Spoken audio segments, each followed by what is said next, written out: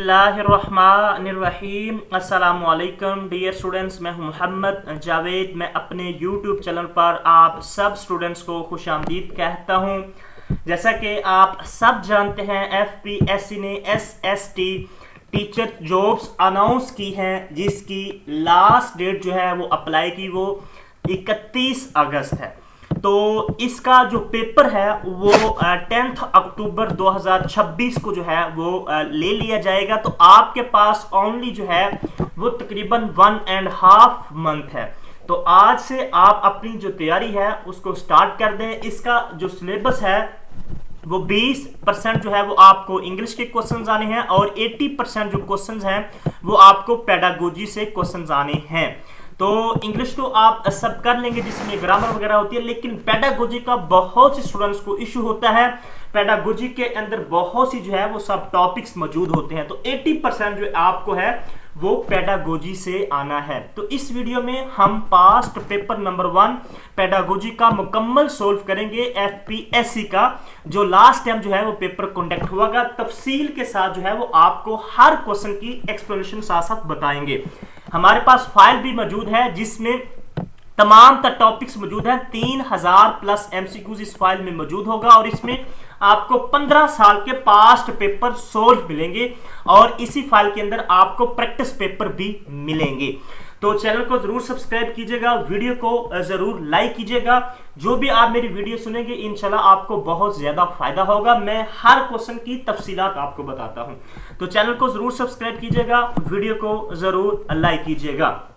पहला क्वेश्चन है, Which research of type is done by teachers research to solve immediate problems? Very important question. ये question जो है pedagogy का जो सब टॉपिक है एजुकेशन रिसर्च, उधर से ये क्वेश्चन लिया गया है। वो ये कह रहा है कि वो कौन सी रिसर्च की एक ऐसी टाइप है जिसमें जो टीचर है वो प्रॉब्लम को सोल्व करता है।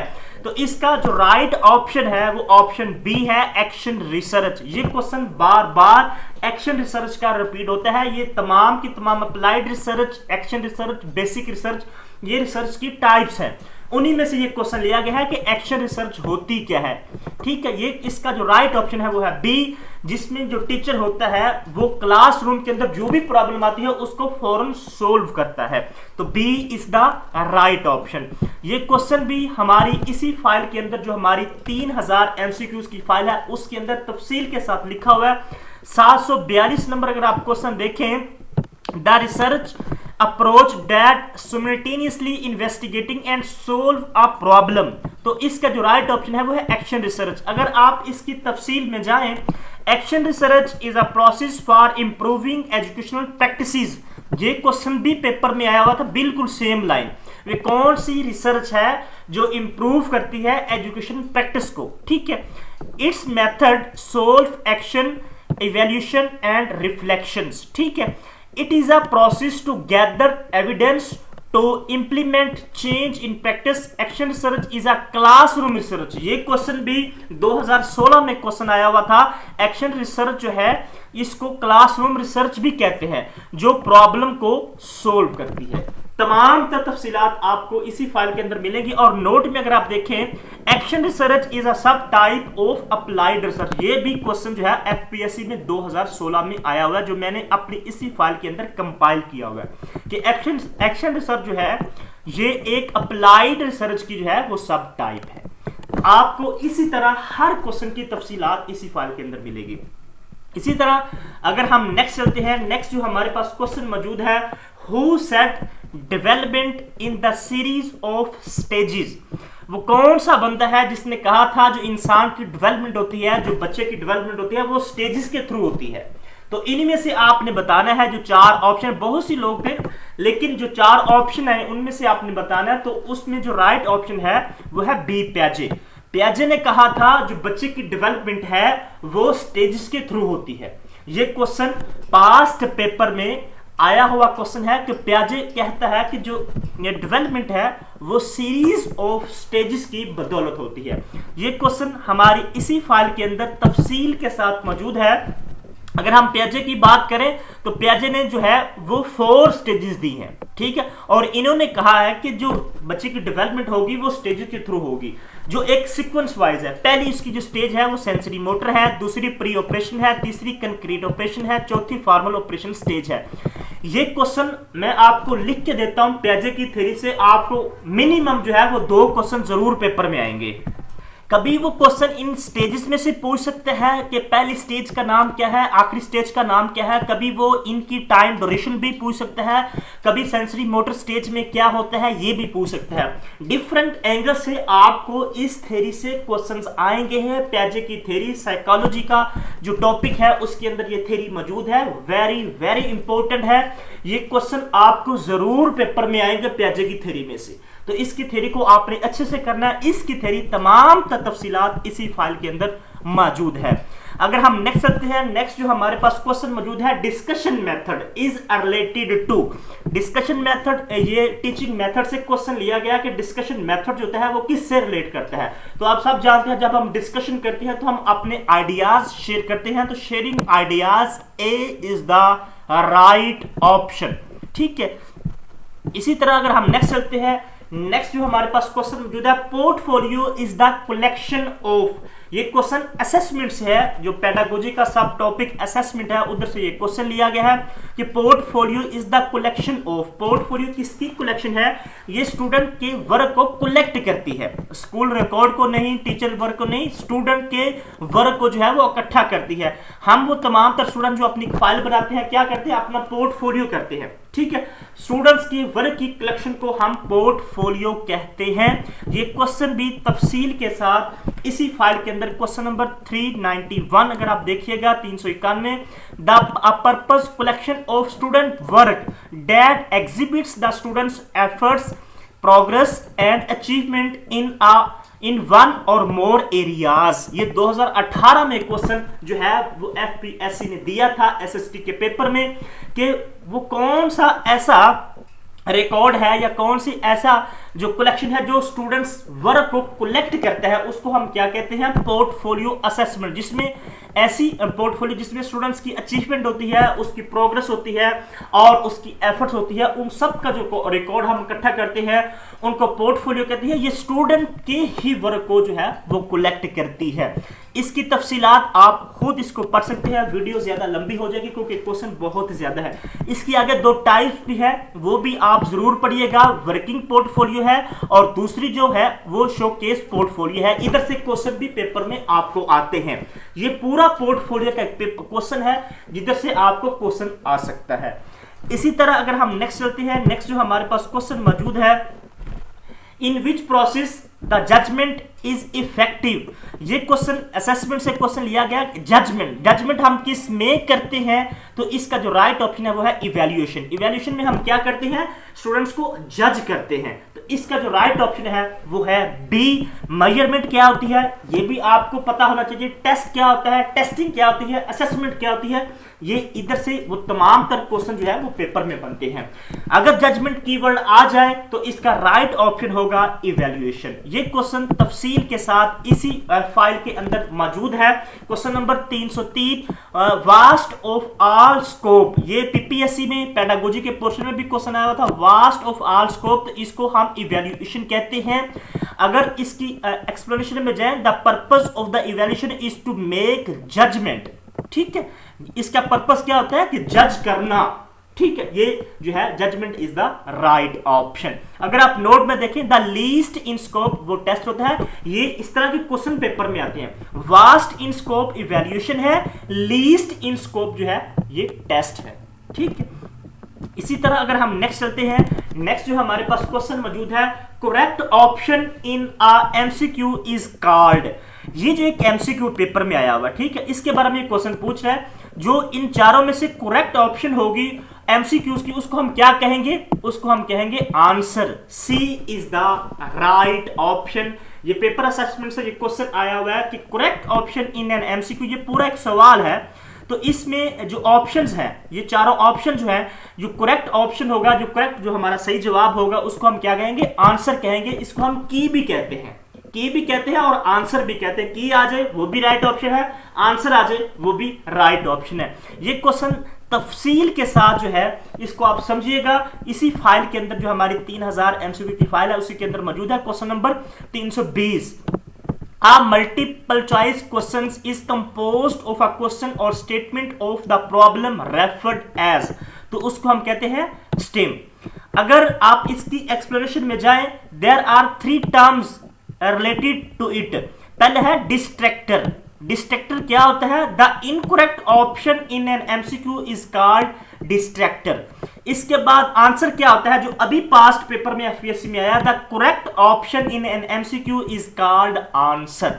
ठीक है, इसी तरह stem, statement of the problem of और MCQ question is composed is called stem. यानी कि ये एक क्वेश्चन है, ठीक है, इसकी जो स्टेटमेंट है, ये जो स्टेटमेंट है इसको हम क्या कहते हैं? इसको हम कहते हैं स्टेम। ठीक है, और इसके अलावा जो इसके चारों ऑप्शन हैं, ये जो चारों ऑप्शन लिखे हुए हैं, 4 ऑप्शन है ए बी सी, इनमें से जो राइट ऑप्शन होगा, ये स्टेम राइट ऑप्शन है, ये हमारा होगा आंसर। ठीक है, और जो चारों गलत है, ये जो तीनों हैं ये गलत ऑप्शन है, इनको हम क्या कहते हैं? डिस्ट्रैक्टर कहते हैं। आई होप कि आपको ये पूरा क्वेश्चन समझ आ चुका होगा। जो स्टेटमेंट होगी इसको हम स्टेम कहेंगे, जो चारों ऑप्शन में से 3 गलत होंगे तो उनको हम डिस्ट्रैक्टर कहते हैं, जो राइट ऑप्शन होगा उसको हम आंसर कहते हैं। ये तफसील के साथ हमारी इसी फाइल के अंदर तमाम तर चीजें जो है वो मौजूद है। अगर आपको ये फाइल चाहिए जिसमें 3000 प्लस एमसीक्यूज मौजूद है इंग्लिश के और पेडागोजी के, एसएसटी की मुकम्मल तैयारी के साथ, जिसमें आपको इंग्लिश के 20%, इंग्लिश के 900 एमसीक्यूज मिलेंगे तफसील के साथ, और इसी फाइल के अंदर पेडागोजी के वो तमाम टॉपिक्स, 8 टॉपिक्स, इसके अंदर तकरीबन 12 से 13 टॉपिक्स बनते हैं, जिसमें असेसमेंट है, साइकोलॉजी है, फिलोसफी है, रिसर्च है, टीचिंग मेथड है, गाइडेंस है, काउंसलिंग है, टीचिंग मेथड्स हैं, करिकुलम है, ये तमाम जितने भी टॉपिक्स हैं ये पेडागोजी के अंदर मौजूद हैं। 8 टॉपिक इसमें होंगे और इसी फाइल के अंदर आपको 15 साल के पास्ट पेपर भी मिलेंगे पेडागोजी के मुकम्मल सोल। पेडागोजी के 15 साल के मुकम्मल पास्ट पेपर जो है इसी फाइल के अंदर मौजूद है। पास्ट पेपर अगर आप पढ़िएगा तो आपकी बहुत सी तैयारी हो जाएगी, बहुत सी क्वेश्चन जो है इधर से आएंगे, और इसी फाइल के अंदर आपको 3 प्रैक्टिस पेपर भी मिलेंगे। तो अगर आपको ये फाइल चाहिए 0303999856 0313 47 45 525, ये 2 नंबर है। दोनों नंबर पे आप व्हाट्सएप कीजिएगा। ये फाइल थोड़ी सी पेड है क्योंकि हमने इस पे बहुत ज्यादा मेहनत की हुई है। आपको ये फाइल मिल जाएगी, ये पीडीएफ फाइल है और इसी में तमाम तफसीलात मौजूद है। आप खुद चेक कर सकते हैं कितने क्वेश्चन जो है इसी फाइल के अंदर तफसील के साथ मौजूद है। अगर आपको फाइल चाहिए इन दोनों नंबर पे आप व्हाट्सएप कर सकते हैं। नेक्स्ट चलते हैं। नेक्स्ट जो हमारा क्वेश्चन है, inspection officer of education department pin down the particulars merits demerits and views. यानी कि सिंपल, जो इंस्पेक्शन ऑफिसर स्कूलों में जाता है वो अपना सिग्नेचर करता है या अपना आउटपुट देता है, जो चेक करता है, स्कूल को विजिट करता है, तो ये किस रजिस्टर में जो है वो साइन करता है या इस तरह की वो तमाम चीजें वो होती है लॉग बुक।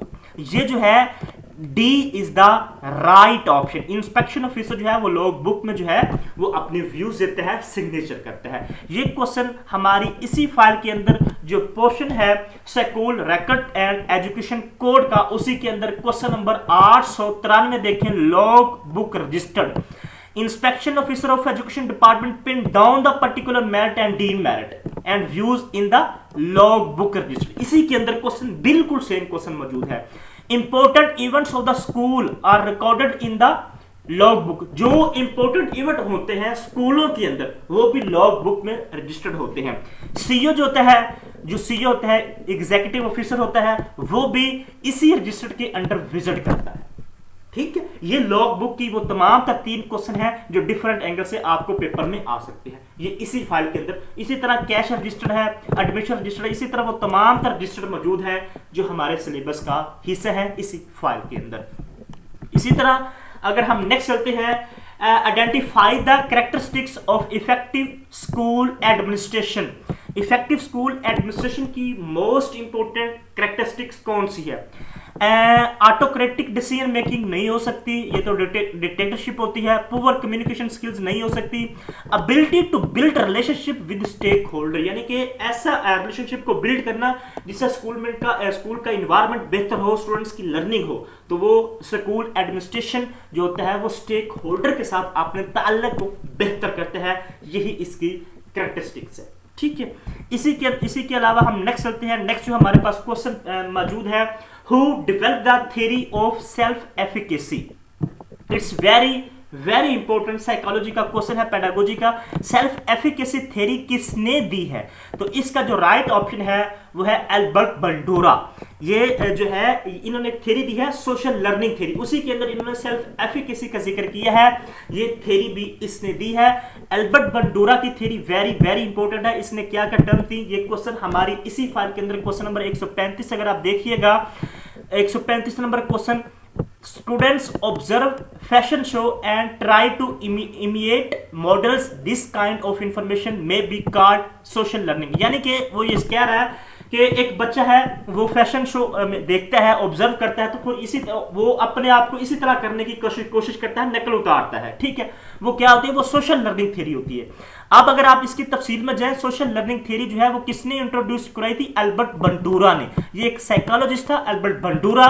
इसने जो है ये सोशल लर्निंग थ्योरी जो है वो इंट्रोड्यूस कराई थी, जिसमें जो बच्चे होते हैं वो देख के सीखते हैं, नकल उतार के सीखते हैं, वो होती है सोशल लर्निंग थ्योरी। इसके अलावा अगर आप नीचे वाला क्वेश्चन देखें, एफपीएससी 2012 में क्वेश्चन आ चुका है कि observation learning, social observation learning जो है ये बंडूरा ने दी है।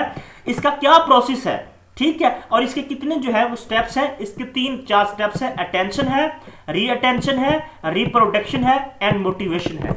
इससे रिलेटेड क्वेश्चन बहुत सी पेपर में आते हैं, ठीक है। ये तमाम तफसीलात हमारी इसी फाइल के अंदर मौजूद है तफसील के साथ। क्योंकि वीडियो ज्यादा लंबी हो रही है, मैं आपको तमाम तक चीजें तो नहीं बता सकता, लेकिन जो पेपर से रिलेटेड, जो क्वेश्चन से रिलेटेड क्वेश्चन आ सकते हैं वो मैं आपको बता रहा हूं।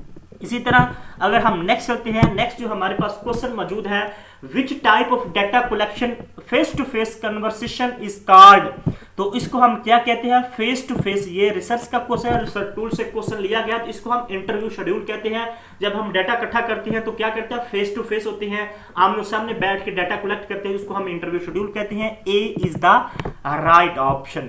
इसी तरह अगर हम नेक्स्ट चलते हैं, नेक्स्ट जो हमारे पास क्वेश्चन मौजूद है, अकॉर्डिंग टू पियाजे the process of modifying existing schema is called.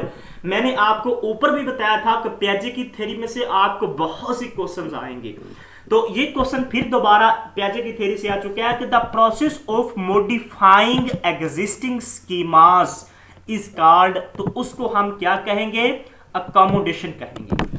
ये क्वेश्चन, एक होती है अकोमोडेशन, एक होती है असिमिलेशन। ये दोनों टर्म जो है ये वेरी इंपॉर्टेंट, ये दोनों पियाजे ने दी है। अब ये होती क्या है, उनमें से एक क्वेश्चन आया अकोमोडेशन का पास्ट पेपर में।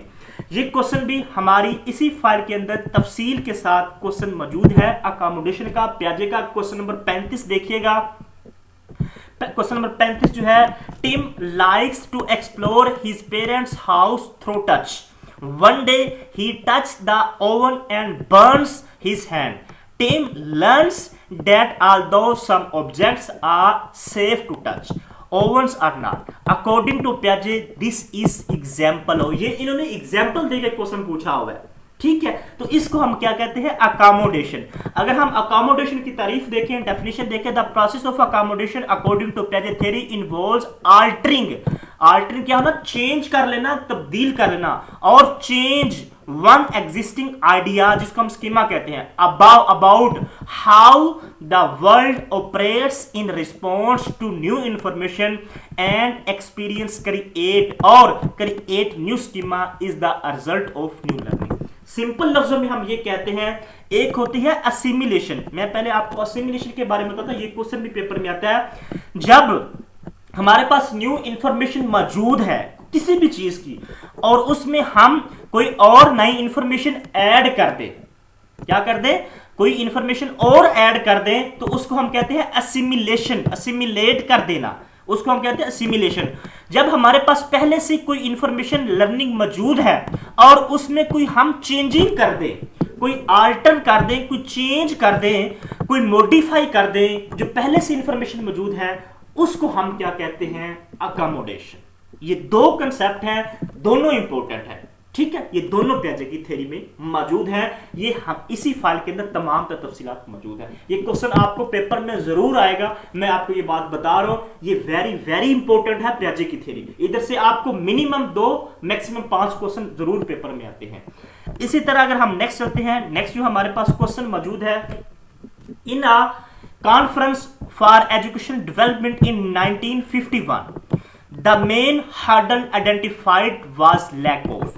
तो ये क्वेश्चन पूछ रहा है कि जो पहली एजुकेशन पॉलिसी थी, या आप कह सकते कॉन्फ्रेंस थी ऑफ एजुकेशन डेवलपमेंट इन 1951 में हुई थी, उसमें मेन क्या चीज आई थी जिसमें कमी थी, तो वो था ट्रेन टीचर। हमारे पास टीचर ट्रेंड नहीं थे, तो इसका जो राइट ऑप्शन है वो है डी। इसी तरह अगर हम नेक्स्ट चलते हैं, नेक्स्ट जो हमारे पास क्वेश्चन मौजूद है, one of the strategies to promote engagement in students. वो कौन सी ऐसी स्ट्रेटजी है जो स्टूडेंट्स को इंगेज करती है, वो है असाइनिंग ग्रुप वर्क।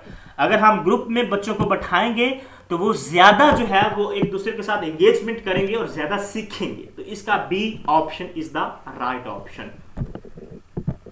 इसी तरह हम नेक्स्ट चलते हैं, नेक्स्ट जो हमारे पास है the model of behaviour objective of curriculum. ये करिकुलम से क्वेश्चन लिया गया है, बिहेवियर ऑब्जेक्टिव ऑफ करिकुलम। ये टर्म जो है, ये मॉडल किसने दिया था, ये क्वेश्चन पूछा जा रहा है, तो ये दिया था टेलर साहब ने। टैबा, जॉन डेविड टैबा भी जो है ये करिकुलम डेवलपमेंट से रिलेटेड है, और टेलर भी जो है ये करिकुलम से ही रिलेटेड है, ये दो पर्सनैलिटीज। तो ये पूछ रहा है कि बिहेवियर ऑब्जेक्टिव जो करिकुलम है ये किसने दिया था, ये टेलर ने दिया था। ये क्वेश्चन भी हमारी इसी फाइल के अंदर तफसील के साथ मौजूद है। क्वेश्चन नंबर 1318 देखिएगा, the model of behaviour objective of curriculum evaluation was presented by Tyler. A is the right option. इसी तरह अगर हम नेक्स्ट चलते हैं, नेक्स्ट जो हमारे पास क्वेश्चन मौजूद है, if the manager is doing the evaluation of a project he is at the stage of. ये क्वेश्चन जो है मैनेजमेंट एंड एडमिनिस्ट्रेशन से लिया गया है, वो हमारी पेडागोजी का सब टॉपिक है। वो कह रहा है कि if a manager is doing the evaluation of a project he is the eight which stage. तो प्लानिंग बिल्कुल भी नहीं होगा, ऑर्गेनाइजिंग भी नहीं होगा, लीडिंग कंट्रोलिंग होगा। Controlling, D is the right option. ये क्वेश्चन भी इसी फाइल के अंदर अगर आप देखिएगा, क्वेश्चन नंबर 582 देखिएगा, monitoring organisation progress towards goal attainment is called, तो उसको हम कहते हैं कंट्रोलिंग। आप इसकी जो है वो एक्सप्लोरेशन स्टडी कर सकती हैं, इसमें तमाम तर जो चीजें हैं वो आपको समझ आ जाएगी कंट्रोलिंग क्या होता है। इसी तरह अगर हम नेक्स्ट चलते हैं, नेक्स्ट जो हमारे पास क्वेश्चन मौजूद है, नॉलेज कंपार्टमेंटलाइज्ड इन विच लर्निंग। तो इसका जो राइट ऑप्शन है वो है सब्जेक्ट सेंटर्ड। जो नॉलेज कंपार्ट किस में किया जाता है, सब्जेक्ट सेंटर में। ये जो मखसूस टर्म्स हैं ये वेरी वेरी इंपॉर्टेंट है, ये इसी फाइल के अंदर जो सब्जेक्ट सेंटर से रिलेटेड क्वेश्चन पेपर में आते हैं। क्वेश्चन नंबर 496 देखिएगा, road learning is a demerit of. Road learning जो है ये सब्जेक्ट सेंटर्ड करिकुलम का डीमेरिट है। अगर आप इसकी एक्सप्लेनेशन में जाएं, payroll planning is the characteristics of subject centre. इसी के साथ subject centred curriculum revolve around the content, क्योंकि ये जो है ये सब्जेक्ट सेंटर्ड करिकुलम कंटेंट के इर्द गिर्द घूमता है। इसका broad field of a modification, ये भी सब्जेक्ट सेंटर्ड करिकुलम है। इसी तरह knowledge is compartmentalised in subject centred curriculum. अगर कोई सब्जेक्ट सेंटर्ड करिकुलम से क्वेश्चन आएगा तो इन्हीं में से कभी उसका डीमेट पूछ लेगा, कभी वो किसके गिर्द घूमता है उससे पूछ लेगा, कभी वो मॉडिफिकेशन के बारे में पूछ लेगा, कभी ये जो क्वेश्चन अभी पेपर में आया नॉलेज का ये पूछ लेगा। ये तमाम तर तफसीलात, तमाम तर क्वेश्चन इसी के अंदर मौजूद है। अगर हम नेक्स्ट चलते हैं, नेक्स्ट जो हमारे पास क्वेश्चन मौजूद है, द कम्युनिटिव डोमेन इन्वॉल्व्स। ये थ्योरी जो है, ये जो क्वेश्चन है, ये क्वेश्चन जो है वो आपको आया हुआ है ब्लूम टेक्सोनोमी से। ब्लूम टेक्सोनोमी का टॉपिक भी बहुत ज्यादा इंपॉर्टेंट है। The cognitive domain involves, cognitive domain जो होता है इन चारों ऑप्शन में से कौन सा राइट ऑप्शन है, तो इसका जो राइट ऑप्शन है वो है नॉलेज। कॉग्निटिव डोमेन में क्या चीज इन्वॉल्व होती है, वो हमारा नॉलेज होता है। अगर आप इसकी तफसील देखें, ये क्वेश्चन हमारी इसी फाइल के अंदर क्वेश्चन नंबर 915 देखिए, the cognitive domain of Bloom taxonomy involves, इसमें क्या होता है, नॉलेज। अगर आप इसकी थोड़ी सी तफसीला देखें, the cognitive domain in which we thinking and intellect mind development knowledge through acquiring and manipulating information, cognitive domain relates with mind। तीन इन्होंने डोमेन दी है, एक इफेक्टिव डोमेन है, एक कॉग्निटिव डोमेन है, एक साइकोमोटर डोमेन है। ये वेरी वेरी इंपॉर्टेंट है। इधर से आपको दो क्वेश्चन जरूर पेपर में आएंगे, कॉग्निटिव डोमेन में से, इफेक्टिव डोमेन में से और साइकोमोटर डोमेन में से। ये तमाम तफसीलात आपको जरूर करनी चाहिए। इसी तरह अगर हम नेक्स्ट चलते हैं, नेक्स्ट जो हमारे पास क्वेश्चन मौजूद है, The mosque were declared as a educational center for first time in education policy। ये क्वेश्चन जो पाकिस्तान की एजुकेशन पॉलिसीज हैं, ये भी पेडागोजी का टॉपिक है, सब टॉपिक है। उनमें से आपको दो चार क्वेश्चन जरूर पेपर में आते हैं एजुकेशन पॉलिसी से रिलेटेड। ये क्वेश्चन आया कि पहली दफा एजुकेशन वो कौन सी पॉलिसी है जिसमें पहली दफा जो मस्जिद है उनको एजुकेशन सेंटर डिक्लेयर किया गया था, वो है 1979 की पॉलिसी जनरल जियाउल हक की। A is the right option.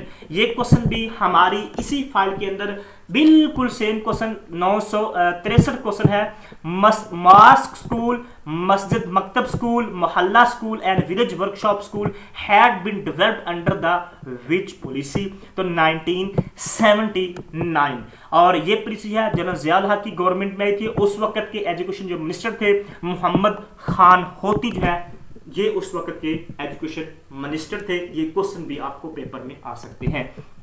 इसी तरह अगर हम नेक्स्ट चलते हैं, नेक्स्ट जो हमारे पास क्वेश्चन मौजूद है, the most comprehensive term used in the process of education testing, test, interview, evaluation, measurement. इन तमाम में से जो सबसे कॉम्प्रिहेंसिव टर्म है वो हमारी इवैल्यूएशन होगी। जब भी पेपर में क्वेश्चन आएगा कि एक्सीलेंट टर्म या कॉम्प्रिहेंसिव टर्म कौन सी होगी एजुकेशन टेस्टिंग में, तो वो होगी हमारी इवैल्यूएशन। ठीक है। इसी तरह अगर हम नेक्स्ट चलते हैं, नेक्स्ट जो हमारे पास क्वेश्चन मौजूद है, which organisation is responsible for regulating universities in Pakistan. Pakistan में यूनिवर्सिटीज को रेगुलेट कौन सी करती है, वो है HEC, हायर एजुकेशन कमीशन। जो पाकिस्तान की यूनिवर्सिटीज को जो क्या करती है, रेगुलाइज्ड करती है, वो हमारी HEC कहलाती है। इसी तरह अगर हम नेक्स्ट चलते हैं, नेक्स्ट जो हमारे पास क्वेश्चन मौजूद है, a theory stating that the unconscious drives human behaviour and motives actions towards seeking pleasure is called, humanistic theory है, बिहेवियर इस थ्योरी है, साइको एनालिटिक थ्योरी है। None of this psychoanalytic theory है, behaviour तो हो नहीं सकती। ये जो थ्योरी है ये फ्रेड ने दी थी। ये क्या कहती है, अनकॉन्शियस जो हमारी ड्राइव्स होती है ऑफ ह्यूमन की and motivate action towards seeking pleasures, तो वो उस थ्योरी को हम क्या कहते हैं, उस थ्योरी को हम साइको एनालिटिक थ्योरी कहते हैं। ये क्वेश्चन भी हमारी इसी फाइल के अंदर क्वेश्चन नंबर 55 देखिएगा, who propounded the psychoanalytical theory of personality। तो सिगमंड फ्रेड साहब ने जो है इस थ्योरी को दिया है। सिगमंड फ्रेड जो है ये एक ऑस्ट्रियन न्यूरोलॉजिस्ट थे and founder of psycho analysis. इन्होंने ये थ्योरी दी थी साइको एनालिटिकल, साइको एनालिसिस, ये तमाम तर सेम ही है और इन्होंने ये तमाम तर चीज़ें दी थी। और इसमें एक और चीज़ भी ऐड कर लें, id, ego and superego, ये भी जो है ये पर्सनैलिटी से रिलेटेड जो थ्योरी है ये सिगमंड फ्रेड साहब ने दी है, साइको एनालिटिकल थ्योरी। ये क्वेश्चन इसी फाइल के अंदर तफसील के साथ मौजूद है। इसी तरह ये क्वेश्चन मोस्ट इंपॉर्टेंट है। ये जितनी भी थ्योरीज हैं साइकोलॉजी की या पेडागोजी के अंदर जो भी थ्योरीज आती हैं उनमें से आपको बहुत सी क्वेश्चन जो है वो आपको आएंगे। इसी तरह अगर हम नेक्स्ट चलते हैं, नेक्स्ट जो हमारे पास क्वेश्चन मौजूद है, the ability to think abstractly and systematically solve emerges during the, ये क्वेश्चन प्याजे की थ्योरी में से फिर क्वेश्चन आ चुका है, तीसरा क्वेश्चन आ चुका है, the ability to think abstractly and systematically. तो वो कौन सी स्टेज होगी, वो फॉर्मल ऑपरेशन स्टेज, फोर्थ और लास्ट स्टेज ऑफ प्याजे थ्योरी। ये क्वेश्चन अगर आ जाए कि जो बच्चा है वो थिंक एब्स्ट्रैक्टली एंड सिस्टमैटिकली किस स्टेज में होती है, तो वो होती है फॉर्मल ऑपरेशनल स्टेज। ये क्वेश्चन हमारी इसी फाइल के अंदर क्वेश्चन नंबर 134 अगर आप देखिएगा, the ability to think abstractly and systematically, बिल्कुल सेम को solve a problem during the stage of पियाजे थ्योरी, तो वो होती है हमारी फॉर्मल ऑपरेशन स्टेज। ये लास्ट और फाइनल स्टेज है पियाजे की थ्योरी से। मैंने आपको पहले बताया था पियाजे की थ्योरी में से आपको बहुत सी क्वेश्चंस आएंगे, उनको आप जरूर सीखिएगा। ये तमाम तर क्वेश्चन जो है इसी फाइल के अंदर मौजूद है, जो हमारे पास 3000 प्लस एमसीक्यू की फाइल मौजूद है, जिसमें आपको इंग्लिश और पेडागोजी के तमाम तर टॉपिक्स जो है वो मिलेंगे मुकम्मल तैयारी के साथ, एसएसटी की तमाम टॉपिक्स। और इसी फाइल के अंदर 15 साल के पास्ट पेपर भी मौजूद हैं।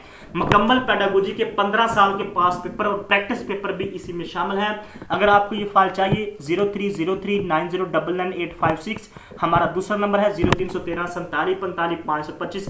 इन दोनों नंबर पे व्हाट्सएप कीजिएगा, आपको इस फाइल से रिलेटेड इंफॉर्मेशन मिल जाएगी। हम नेक्स्ट चलते हैं। नेक्स्ट जो हमारे पास क्वेश्चन मौजूद है, primary benefit of using management information system in education management. ये आईटी से क्वेश्चन लिया गया है, आईटी भी पेडागोजी के अंदर सब टॉपिक मौजूद है। Primary benefit of using management information system in education management, ठीक है, एजुकेशन एडमिनिस्ट्रेशन एंड मैनेजमेंट से ये क्वेश्चन आईटी से रिलेटेड है। तो वो क्या करते हैं, इसका जो राइट ऑप्शन होगा वो होगा इम्प्रूव डिसीजन मेकिंग। जो हम डिसीजन लेते हैं उनकी इम्प्रूवमेंट के लिए एजुकेशन इंफॉर्मेशन सिस्टम जो है वो हमारे लिए फायदेमंद है या बेनिफिट होता है। इसी तरह अगर हम नेक्स्ट चलते हैं, नेक्स्ट जो हमारे पास क्वेश्चन मौजूद है, ये क्वेश्चन असेसमेंट से रिलेटेड क्वेश्चन है। It's very important question. An assessment that offer students timely and specific feedback to improve learning during the course is called. During the course, during the object, during the content या during the class, अगर ये during का लफ्ज आ जाए तो ये हमारा formative assessment कहलाता है, जिसमें स्टूडेंट्स की लर्निंग को मॉनिटर किया जाता है या स्टूडेंट्स की प्रोग्रेस को मॉनिटर किया जाता है, वो हमारा फॉर्मेटिव असेसमेंट कहलाता है। ए इज द राइट ऑप्शन। ये क्वेश्चन तफसील के साथ हमारी इसी फाइल के अंदर क्वेश्चन नंबर 301 देखिएगा, evaluation that monitors learning progress, वो हमारा फॉर्मेटिव इवैल्यूएशन या फॉर्मेटिव असेसमेंट कहलाता है। अगर आप इसकी तफसील देखें, फॉर्मेटिव इवैल्यूएशन या formative assessment is a process of gathered and analysing feedback during the development और implementation of a programme, project और product. Formative assessment is the method of evaluating students' learning during the lesson, during the unit, during the course to inform instruction modification। ये question जो है ये assessment से question लिया गया है। Assessment के अंदर जो असेसमेंट की टाइप्स हैं, जिसको हम प्लेसमेंट असेसमेंट कहते हैं, डायग्नोस्टिक असेसमेंट कहते हैं, समेटिव असेसमेंट या इवैल्यूएशन कहते हैं, ये इनकी 5-6 जो है ये टाइप्स हैं। इधर से आपको मिनिमम 3 से 4 क्वेश्चन जरूर पेपर में आएंगे असेसमेंट की टाइप्स में से। मैं आपको बता रहा हूँ, ये घुमा के क्वेश्चन दिए जाते हैं। Assessment, summative assessment, evaluation assessment, formative assessment, placement assessment, diagnostic assessment, ये तमाम जो टाइप्स हैं ये जो है ये असेसमेंट की टाइप्स एंड इवैल्यूएशन की टाइप्स में से हैं। इधर से आपको बहुत सी क्वेश्चंस आएंगे, ये मेरी बात नोट कर लें। ये तमाम तर क्वेश्चन इसी फाइल के अंदर मौजूद हैं। अगर हम नेक्स्ट चलते हैं, नेक्स्ट जो हमारे पास क्वेश्चन मौजूद है, the teaching strategy includes breaking down concept into smaller. तो इसको हम क्या कहते हैं, इसको हम स्कैफोल्डिंग कहते हैं। स्कैफोल्डिंग जो टर्म है, एक है ZPD, एक होता है स्कैफोल्डिंग। ये दोनों टर्म जो है ये वाइगोस्की ने दी है। जो वाइगोस्की था ये एक सोशल कंस्ट्रक्टिविस्ट था, ये साइकोलॉजी की थ्योरी इसने दी थी। तो ये उधर से ये क्वेश्चन लिया गया है कि हम बच्चों को जो है वो कंसेप्ट समझाते हैं, ब्रेकिंग डाउन का छोटे छोटे टुकड़े बना के हम बच्चों को समझाते हैं, हिंट्स देते हैं तो बच्चा सीखता है, उसको हम स्कैफोल्डिंग कहते हैं। ये क्वेश्चन हमारी इसी फाइल के अंदर तफसील के साथ क्वेश्चन नंबर 68 मौजूद है। ये बार बार रिपीटेड क्वेश्चन FPSC PPSC में बार बार क्वेश्चन रिपीट होता है। इसी तरह अगर हम नेक्स्ट चलते हैं, नेक्स्ट जो हमारे पास क्वेश्चन मौजूद है, सिस्टमैटिक और organize scoring guideline in education. It's very important. तो उस हम गाइडलाइन को क्या कहते हैं, रूब्रिक कहते हैं। B is the right option.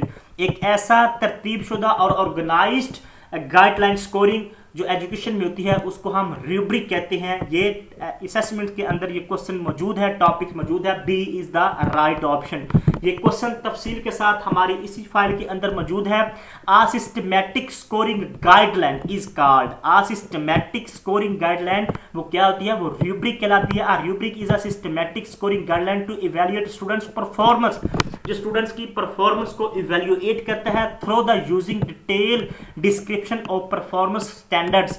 Rubrics are typically employed when a judgment of quality is required। इसके अलावा इसकी 2-3 टाइप्स हैं, होलिस्टिक और एनालिटिकल, ये इसकी 2 टाइप्स हैं रूब्रिक्स की। ये भी क्वेश्चन आपको पेपर में जरूर आएंगे, ये क्वेश्चन भी असेसमेंट का हिस्सा है, ये इसी फाइल के अंदर मौजूद है।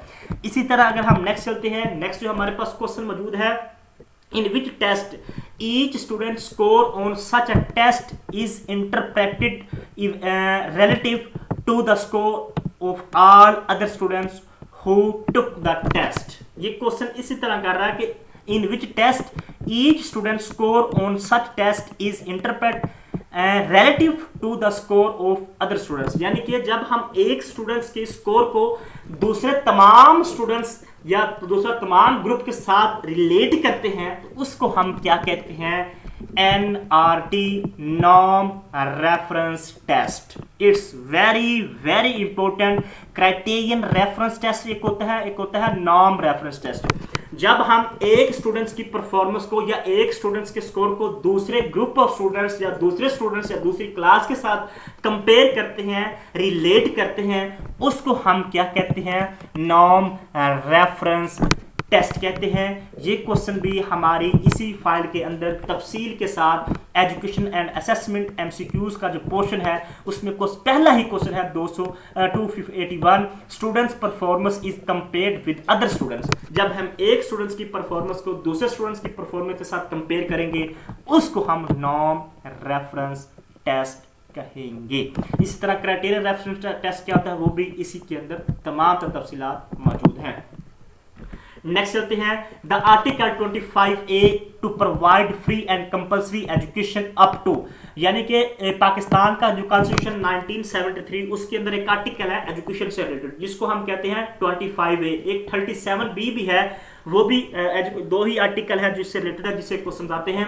तो अभी ये पूछा 25A आर्टिकल जो है वो कंपल्सरी एजुकेशन जो है, फ्री एजुकेशन किस क्लासेस तक देता है, तो 10 classes. B is the right option, यानी कि 25A आर्टिकल जो होता है free and compulsory education to 10 classes तक जो है ये तालीम की जो है ये आर्टिकल उससे रिलेटेड है। ये क्वेश्चन तफसील के साथ जो है इसी फाइल के अंदर क्वेश्चन नंबर 399 अगर आप देखिएगा, article 25A of constitution obligate state to provide free and compulsory education up to classes 10 तक। ठीक है, ये 18th अमेंडमेंट हुई थी, उसके अंदर ये तमाम तफसीलात बाद में दी गई थी, आर्टिकल बनाए गए थे। तो इसमें 25A आर्टिकल जो है ये अभी मैंने बता दिया। और नोट में अगर आप देखें 1973 का जो आर्टिकल 37B है पाकिस्तान कॉन्स्टिट्यूशन का, इस क्या करता है, the state shall remove illiteracy and provide free and compulsory secondary education with in minimum possible period of time.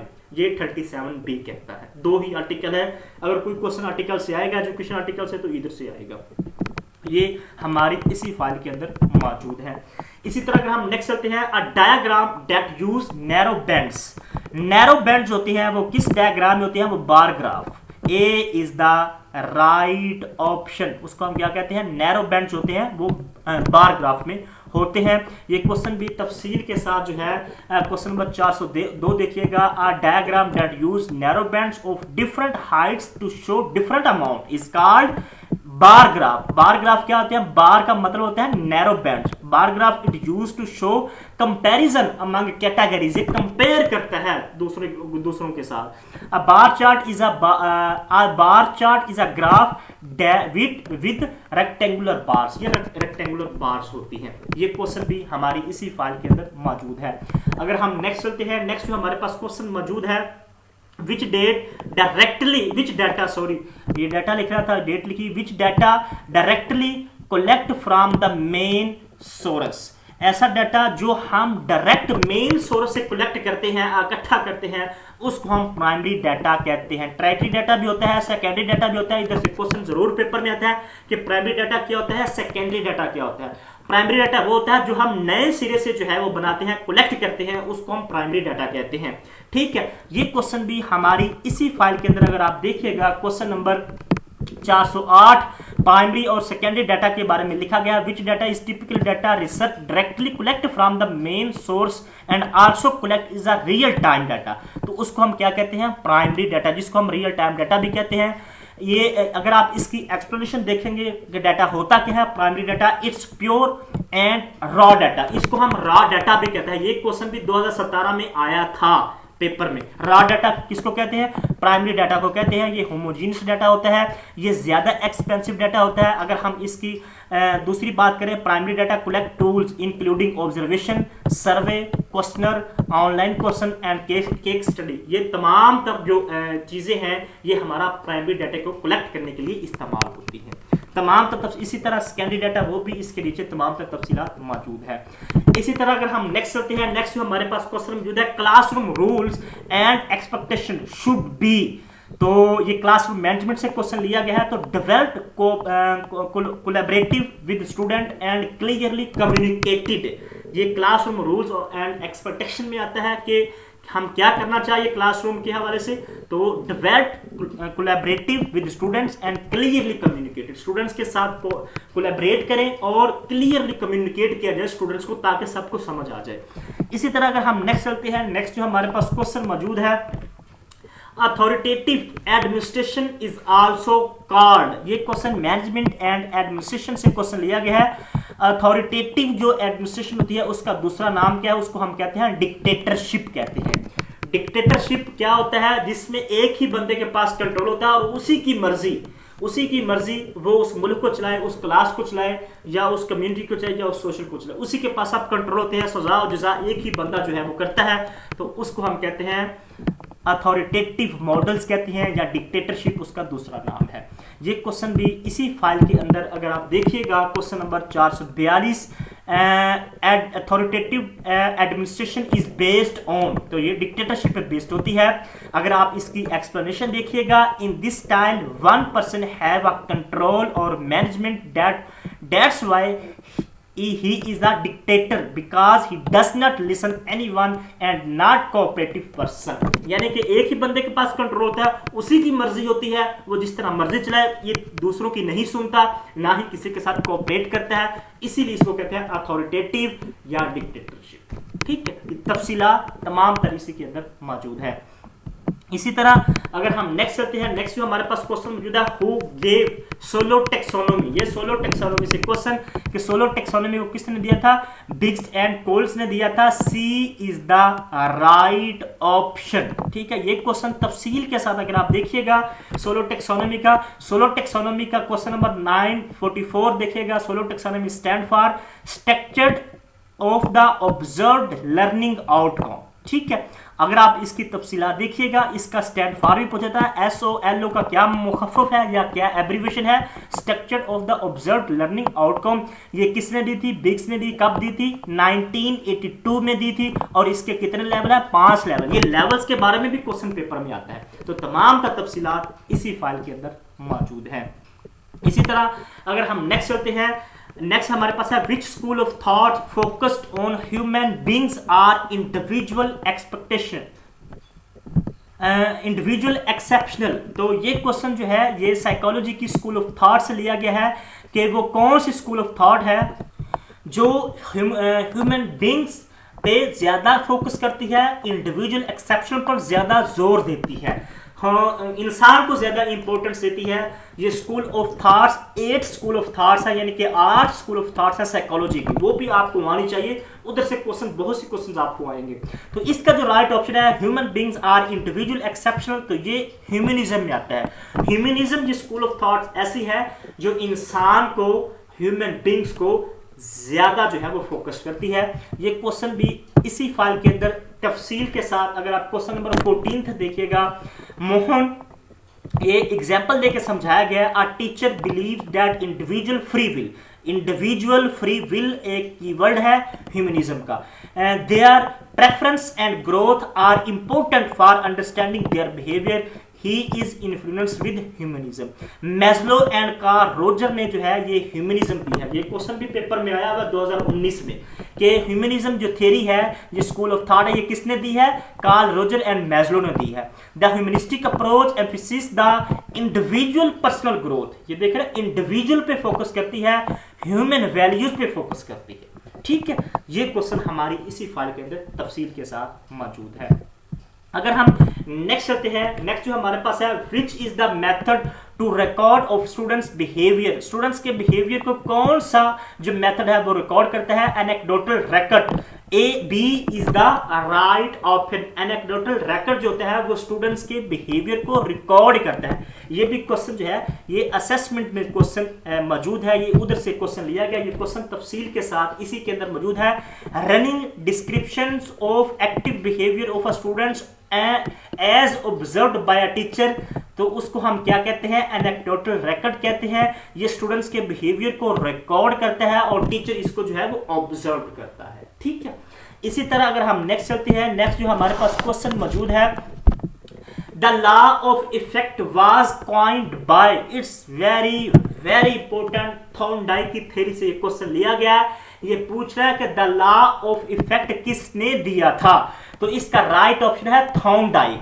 ये क्वेश्चन तफसील के साथ हमारी इसी फाइल के अंदर मौजूद है। Question number 192 laws of learning was founded by. Law of learning जो है ये थॉर्नडाइक ने दिए हुए हैं। इसने 3 लॉ दिए हुए हैं। कौन कौन से 3 लॉ हैं? ये जो आपके सामने लिखे हुए हैं, लॉज ऑफ लर्निंग, जिसमें रेडीनेस है, एक्सरसाइज है एंड लॉ ऑफ इफेक्ट है ये, और इसको हम लॉज ऑफ कनेक्शनिज्म भी कहते हैं। Laws of effect, Thorndike perhaps best known for the theory is called law of effect। ठीक है, law of effect, law of exercise और लॉ ऑफ रेडीनेस, ये 3 लॉ जो हैं ये थॉर्नडाइक ने दिए हैं। ये क्वेश्चन 193 नीचे भी दिया गया। There are 3 laws of connectionism. Connectionism इसकी थ्योरी का दूसरा नाम भी है। ट्रायल एंड एरर थ्योरी भी थॉर्नडाइक की थ्योरी है। ये क्वेश्चन भी पेपर में आता हुआ है। वो लॉ नीचे, ये लॉ ऑफ इफेक्ट है, लॉ ऑफ एक्सरसाइज है, लॉ ऑफ रेडीनेस है। ये तमाम तफसीलात इसी फाइल के अंदर मौजूद है। अगर आपको ये फाइल चाहिए जिसमें 3000 MCQs, जिसमें पेडागोजी के तमाम टॉपिक्स मौजूद हैं, इंग्लिश के क्वेश्चन मौजूद हैं और मुकम्मल तैयारी के साथ आपको ये फाइल मिलेगी SST की, जिसमें 3000+ MCQs मौजूद हैं। और इसी फाइल के अंदर 15 साल के मुकम्मल पास पेपर, सोल्ड पास पेपर मौजूद है और इसी फाइल में 3 प्रैक्टिस पेपर भी मौजूद हैं जो आपको फाइल करने के बाद आप खुद उसको सोल्व कर सकते हैं। तो ये जो है, अगर आपको ये फाइल चाहिए 030390999856, दूसरा हमारा नंबर है 0313 47 45 525। इन दोनों नंबर पे व्हाट्सएप कीजिएगा, आपको तमाम तर इंफॉर्मेशन मिल जाएगी। ये PDF फाइल है, ये थोड़ी सी पेड है क्योंकि हमने इस पे बहुत ज्यादा मेहनत की हुई है। आपने खुद चेक कर लिया कि कितने मोस्टली जो क्वेश्चन है इसी फाइल के अंदर मौजूद हैं। अगर आपको ये फाइल चाहिए आप हमारे साथ रब्ता कर सकते हैं। हमारे पास ग्रुप भी मौजूद है, हम आपको उस ग्रुप में भी ऐड कर देंगे जहां हम इंशाल्लाह डेली डाटा जो है वो सेंड करते हैं। अल्लाह ताला आप सबको कामयाब करे। चैनल को जरूर सब्सक्राइब कीजिएगा, वीडियो को जरूर लाइक कीजिएगा। आने वाले वीडियो में हम दूसरा पास पेपर भी सोल्व करेंगे। Thank you.